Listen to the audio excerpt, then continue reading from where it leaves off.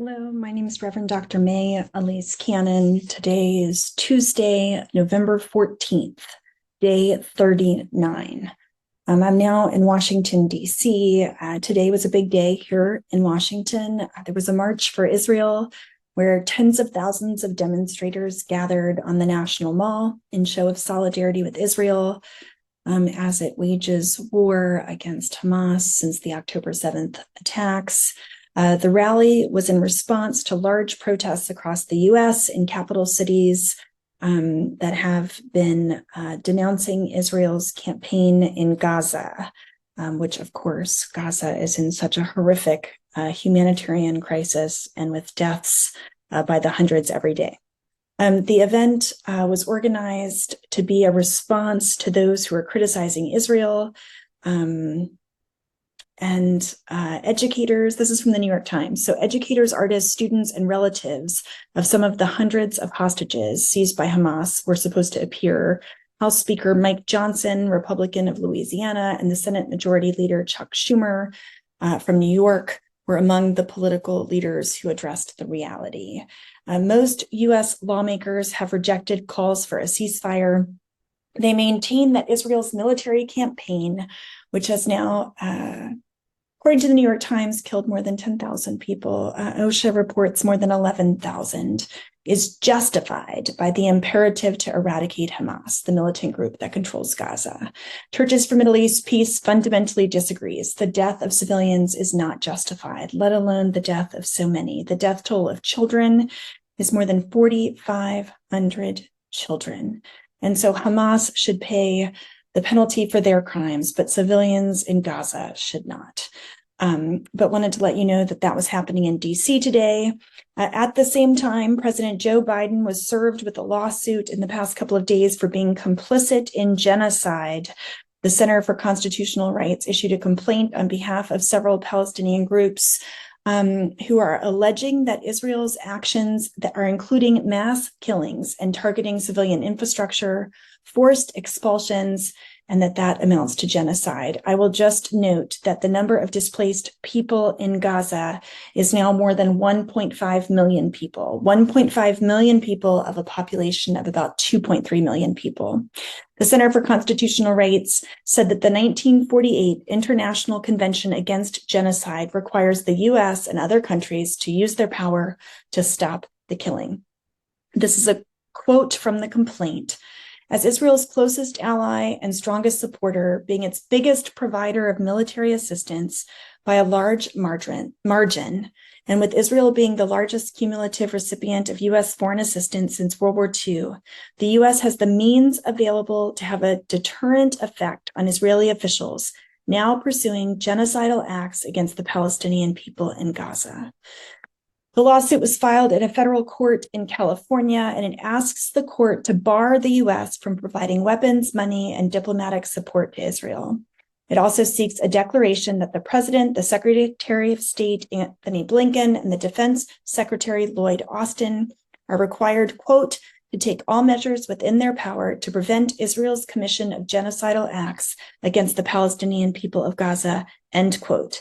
These include pressing Israel to end the bombing of Gaza and to lift the siege of the territory and to prevent the forcible expulsion of Palestinians. That content was from an excellent article in The Guardian. It's by Chris McGreal, and I really would encourage you to take a look at that. I wanted to let you know that the State Department, there was an article again in the New York Times that reported about dissent cables, where dozens of employees of the State Department have signed internal memos to Secretary of State Anthony Blinken expressing serious disagreement with the Biden administration's approach to Israel's military campaign in Gaza, according to U.S. officials. So the New York Times is reporting that there's a surging tide of internal disagreement within the Biden administration over what's happening in the Middle East. Apparently, there have been 3 internal cables via this dissent channel. This was a channel established during the Vietnam War, and they have urged President Biden to call for a ceasefire in Gaza, according to an official who spoke anonymously. 2 of the cables were sent in the first week of the war, and a third was sent more recently, the official said. Another official speaking anonymously confirmed that there were 3 cables. And I just have to say how courageous for people who are a part of this government to stand up against the administration's policies calling for a ceasefire. I had the privilege of being a part of a conversation yesterday with Josh Paul, who was the State Department official who resigned over their policies of arming Israel. That's online, and we'll make sure that that's available. You can email us if you want more information about that. It was a conversation about the consequences of the US's militarization of the war and the bombing of Gaza.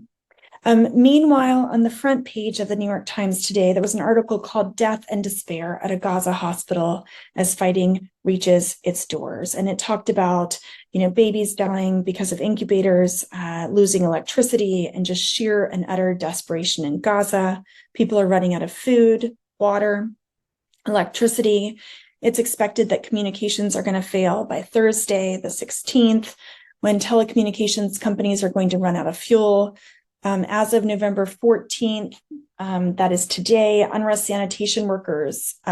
sanitation work will start shutting down, which will cause environmental hazards with around 400 tons of solid waste per day being accumulated in the camps and UNRWA managed overcrowded IDP, internally displaced person shelters. As of tomorrow, public WASH shelters or facilities, WASH is water, sanitation, and hygiene facilities, will start shutting down. We've talked about the death toll in the West Bank. According to OSHA, the Office for the Coordination of Humanitarian Affairs, since the 7th of October, 172 Palestinians, including 46 children, have been killed by Israeli security forces. And 8, including 1 child, by Israeli settlers. I wanted to close just by letting you know, I had talked before about Vivian Silver, who is a very well-known Israeli peace activist, Canadian Israeli peace activist. She's the founder of Women Wage Peace. She was believed to have been taken captive by the hostage, as one of the hostages taken captive by Hamas. And it was just reported last night that she was in fact killed at Kibbutz Be'eri on October 7th. I've talked about Vivian before. She lived close to Gaza. She was committed to serving Palestinians, providing rides for medical care. I wrote about her in an article that was published online by Yale's a Yale journal publication, on an article about social movements in Israel and the occupied Palestinian territories. Her son, Yonatan, a social worker in Tel Aviv, told the Washington Post, he would say to her, "Israel is dead, it's hopeless." And she would respond, "Peace could come tomorrow." And so I think we should hold Vivian's words. Might peace come tomorrow? So pray for her family. Her son is very courageous. He's in Israel. He's one of the few Israelis calling for a ceasefire. Pray for her family. Pray for the 11,000 people in Gaza, who've lost loved ones, the 1,200 people in Israel who've lost loved ones, for those who've lost many. Such devastation and trauma and horror. Let's hold on to the hope that peace is possible, and remember the words that maybe tomorrow peace will come, and let us work together toward that end.